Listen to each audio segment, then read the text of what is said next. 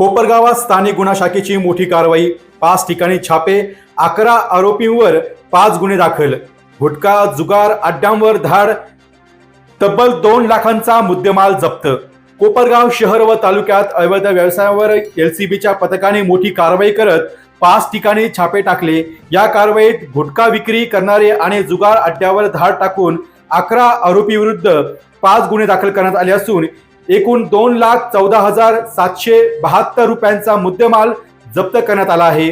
कोपरगाव पोलिसांच्या नाकावर टिचून एलसीबीच्या पथकाने ही कारवाई केल्याने कोपरगाव पोलिसांच्या कार्यक्षमतेवर नागरिकांमधून प्रश्नचिन्ह उपस्थित केले जात आहे। जिल्हा पोलीस अधीक्षक मुमक्का सुदर्शन यांनी जिल्ह्यातील अवैध धंद्यावर कठोर कारवाईचे आदेश दिले होते। त्यानुसार स्थानिक गुन्हा शाखेचे पोलीस निरीक्षक संतोष मुटकुळे यांच्या मार्गदर्शनाखाली विशेष पथकाने 1 ऑगस्ट रोजी कोपरगाव शहर आणि तालुका पोलीस ठाण्याच्या हद्दीमध्ये कारवाई केली आहे। कारवाई दरम्यान 3 ठिकाणी अवैध गुटखा विक्री प्रकरणी गुन्हा दाखल करण्यात आला असून तर 2 ठिकाणी सुरू असलेल्या जुगार अड्ड्यावर धाड टाकून आरोपींना ताब्यात घेण्यात आले आहे।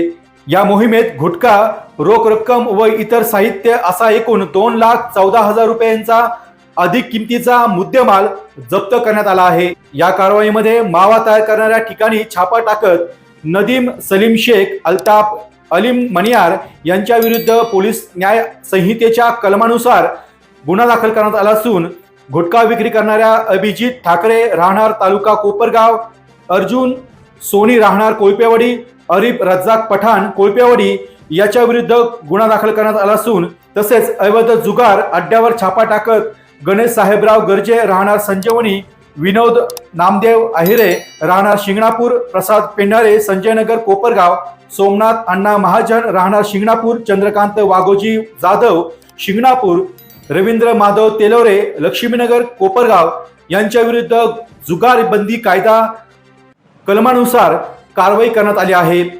काही आरोपींना अटक करण्यात आली असून 2 आरोपी फरार असल्याची माहिती पोलिसांनी दिली आहे। फरार आरोपींचा शोध सुरू असून अवैध व्यवसायाविरोधातील कारवाई पुढेही सुरू राहणार असल्याचे पोलिसांनी स्पष्ट केले आहे। स्थानिक गुन्हा शाखेच्या या कारवाईमुळे अवैध धंदा करण्यामध्ये खळबळ उडाली असून जिल्ह्यात अशा प्रकारच्या कारवाया आणखी तीव्र होण्याची शक्यता निर्माण होत आहे। सदरची कारवाई जिल्हा पोलीस अधीक्षक मुमक्का सुदर्शन यांच्या आदेशाने एलसीबीचे पोलीस निरीक्षक संतोष मुटकुळे यांच्या मार्गदर्शनाखाली पोलीस अंमलदार अरुण गांगुर्डे, विजय ठोंबरे, अभिजित अरकल, अशोक लिपणे, रणजित जाधव व अमृत आढाव यांच्या पथकाने केले आहे।